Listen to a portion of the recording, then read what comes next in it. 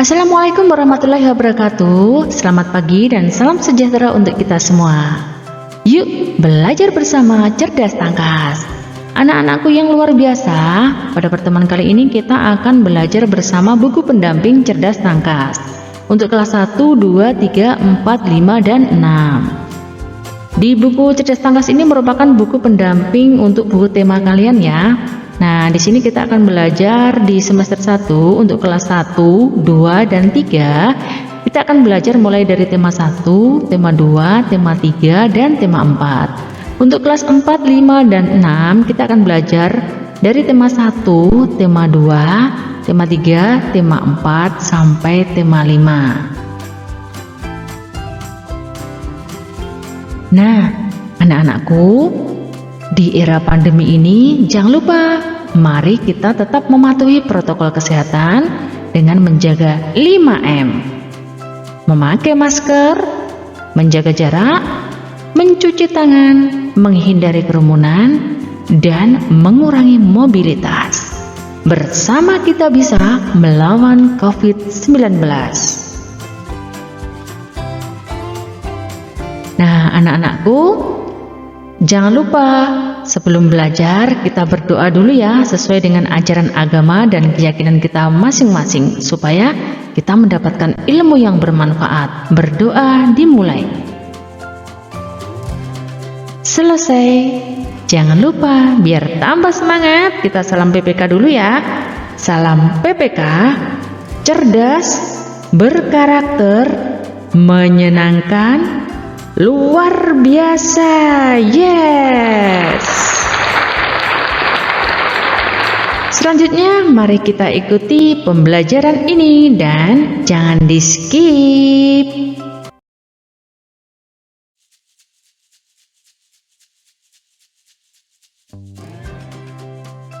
Anak-anakku yang luar biasa, kita telah memasuki pembelajaran yang ketiga.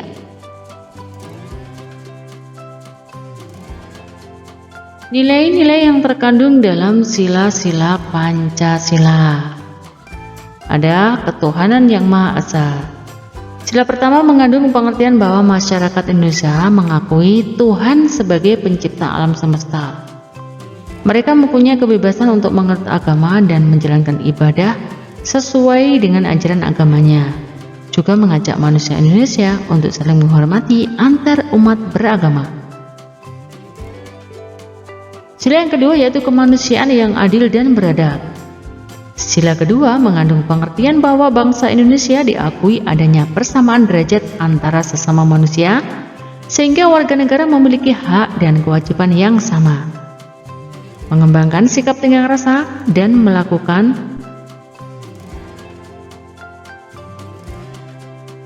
kegiatan kemanusiaan juga diperlakukan sesuai dengan harkat dan martabatnya selaku makhluk Tuhan yang Maha Esa yang sama derajatnya. Sila ketiga yaitu persatuan Indonesia, maknanya memiliki rasa cinta tanah air dan rela berkorban sehingga akan terwujud kebulatan Ipolexos Buddhankam dalam berbagai aspek kehidupan yang meliputi ideologi, E-nya ideologi, P-nya politik, E-nya ekonomi, ekonomi, S-nya sosial, Bud-nya budaya, Han-nya pertahanan, Kam-nya keamanan. Jadi Ipolexos Buddhankam adalah ideologi politik, ekonomi, sosial, budaya, pertahanan, keamanan. Adapun nilai-nilai yang terkandung dalam sila ketiga antara lain: 1. Menempatkan persatuan, kesatuan, kepentingan, dan keselamatan bangsa serta negara di atas kepentingan pribadi atau golongan. 2. Memiliki rasa cinta akan tanah air dan bangsa serta rela berkorban untuk kepentingan bangsa dan negara. 3. Pengakuan terhadap keanekaragaman suku bangsa dan budaya bangsa dan sekaligus mendorong ke arah pembinaan persatuan dan kesatuan negara.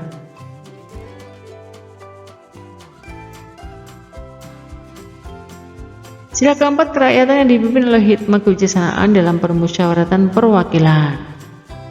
Adapun nilai-nilai yang terkandung dalam sila keempat yaitu kedaulatan negara ada di tangan rakyat, mengutamakan kepentingan negara dan masyarakat, tidak memaksakan kehendak kepada orang lain, mengutamakan budaya rembuk atau musyawarah dalam mengambil keputusan bersama.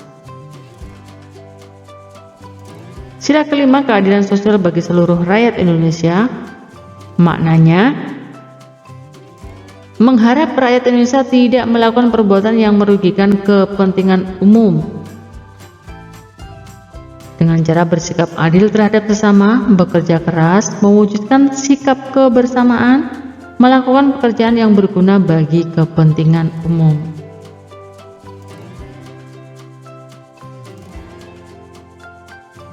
Kegiatan satu yang bisa kalian lakukan adalah menuliskan sikap yang sesuai dengan sila-sila Pancasila dari sila 1 sampai sila ke-5.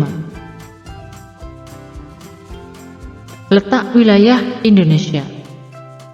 Letak astronomis adalah letak suatu tempat dilihat dari posisi garis lintang dan garis bujur. Garis lintang merupakan garis imajiner yang membentang horizontal melingkari bumi, sedangkan garis bujur merupakan garis imajiner yang melingkari bumi secara vertikal.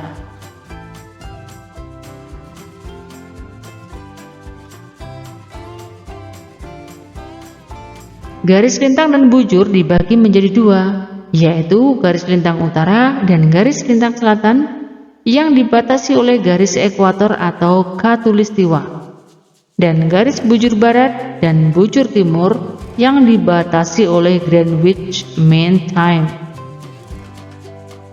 Letak astronomis Indonesia adalah 6 derajat lintang utara sampai 11 derajat lintang selatan dan antara 90 derajat bujur timur sampai 141 bujur timur. Jika dilihat dari posisi astronomis, Indonesia terletak di kawasan iklim tropis dan berada di belahan timur bumi.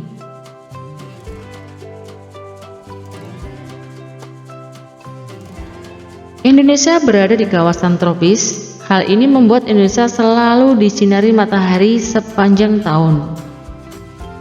Di Indonesia hanya terjadi 2 kali pergantian musim dalam setahun, yaitu musim kemarau dan hujan.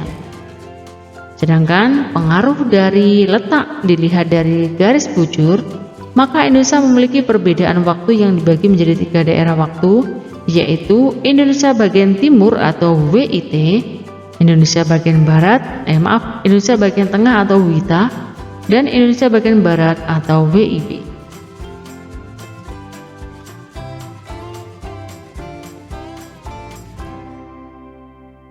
Letak geografis Indonesia. Letak geografis ditentukan berdasarkan posisi nyata dibanding posisi daerah lain. Indonesia terletak di antara benua Asia dan benua Australia, serta Samudra Hindia dan Samudra Pasifik. Posisi Indonesia sangat strategis dan penting dalam kaitannya dengan perekonomian. Batas wilayah Indonesia berdasarkan letak geografisnya adalah sebelah timur ada Samudra Pasifik dan Papua Nugini. Sebelah utara ada Selat Malaka, Laut Andaman, Laut Tiongkok Selatan, Laut Sulawesi, dan Samudra Pasifik, serta Malaysia Timur. Sebelah barat ada Samudra Hindia dan sebelah selatan ada Australia, Samudra Hindia, Laut Timur, dan Laut Arafuru. Indonesia berada pada persimpangan lalu lintas dunia. Letak geografis merupakan salah satu determinan yang menentukan masa depan dari suatu negara dalam melakukan hubungan internasional.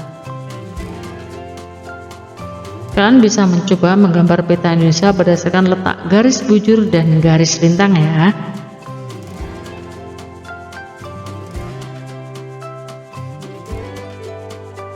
Beberapa ciri kalimat utama.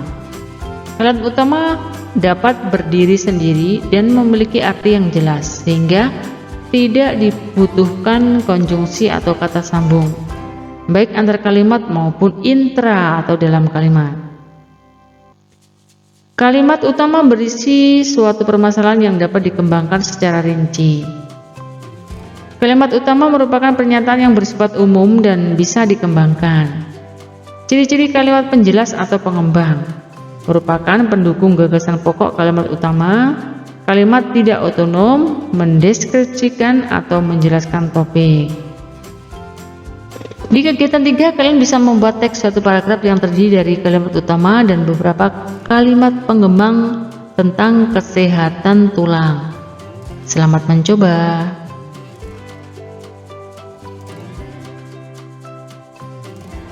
Saatnya mengasah kemampuan kalian dengan berlatih mengerjakan soal-soal berikut ini. Nomor 1, Hari, Aksa, dan Kemala akan mengerjakan tugas secara kelompok di rumah salah satu temannya. Mereka sering menyampaikan ide untuk kesempurnaan tugasnya. Kegiatan tersebut sesuai dengan nilai-nilai sila ke 2, 3, 4, 5. Keputusan yang menyangkut kepentingan bersama terlebih dahulu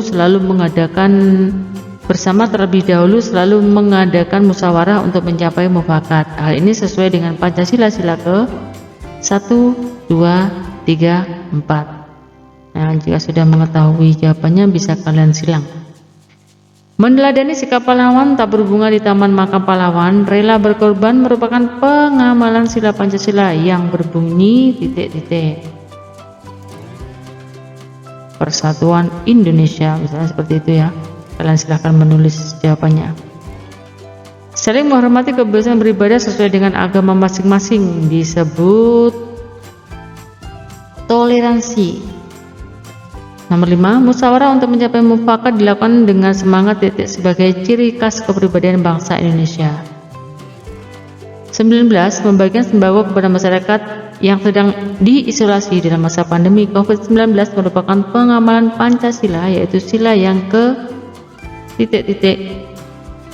Apa arti Bhinneka Tunggal Ika? Berbeda-beda tetapi tetap satu jua. Nilai-nilai luhur Pancasila perlu sekali kita kembangkan dalam kehidupan seni budaya. Apakah tujuan hal tersebut dilakukan?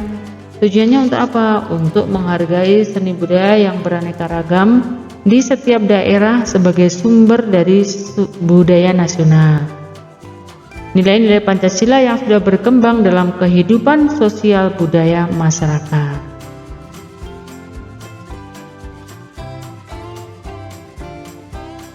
Muatan pelajaran IPS. Nomor 1. Garis imajiner yang membentang melingkari bumi secara vertikal adalah garis lintang, garis bujur, garis ekuator, garis khatulistiwa.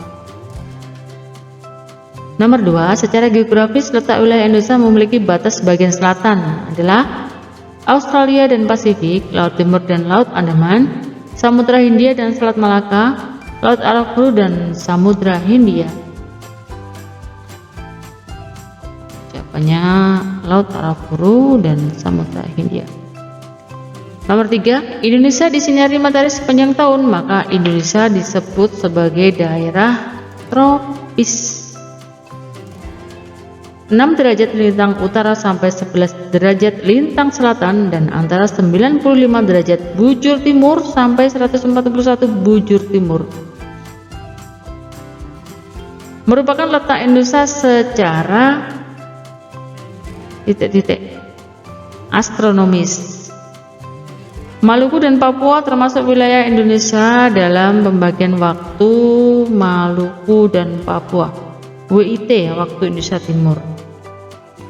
Nomor 6, sebutkan keuntungan dari letak geografis Indonesia. Memiliki kekayaan laut yang melimpah, terdiri dari gunung-gunung berapi sehingga tanahnya menjadi subur, dan lain-lain. Sebutkan pembagian letak waktu di Indonesia. Ada WIB, WITA, dan WIT.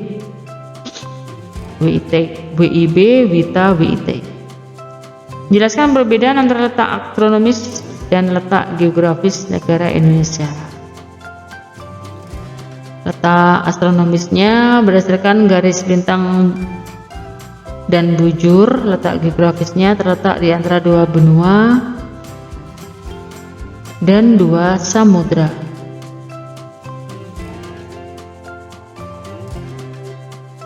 Muatan pelajaran bahasa Indonesia. Membacalah teks berikut. Seperti biasa, jika ada bacaan, kalian harus membaca bacaan tersebut berulang-ulang sampai kalian memahami arti dari bacaan tersebut, memahami isinya, sehingga bisa menjawab soal yang berkaitan dengan bacaan. Kalimat yang dibuat untuk mendukung kalimat utama dalam suatu paragraf disebut ide pokok, pokok pikiran, kalimat utama, kalimat pengembang.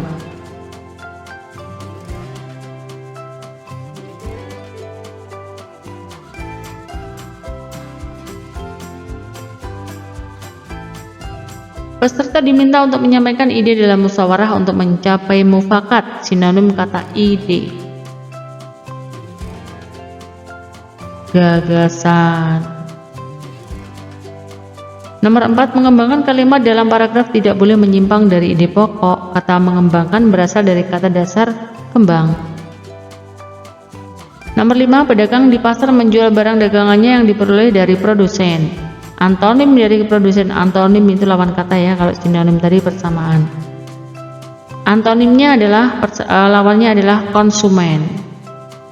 Produsen itu yang memproduksi, lawannya adalah konsumen, pemakai. Nomor 6, sebuah paragraf yang memiliki kalimat utama di awal paragraf disebut paragraf deduktif. Nomor 7, perhatikan bacaannya. Kalian harus membaca bacaan ini ya, supaya bisa menjawab. Nomor 7, tuliskan kalimat utama paragraf tersebut. Nomor 8, jika akan menulis cerita perlu memperhatikan susunan kalimatnya. Terdiri dari apa sajakah kalimat dalam satu paragraf tersebut? Terdiri dari satu kalimat utama dan beberapa kalimat penjelas.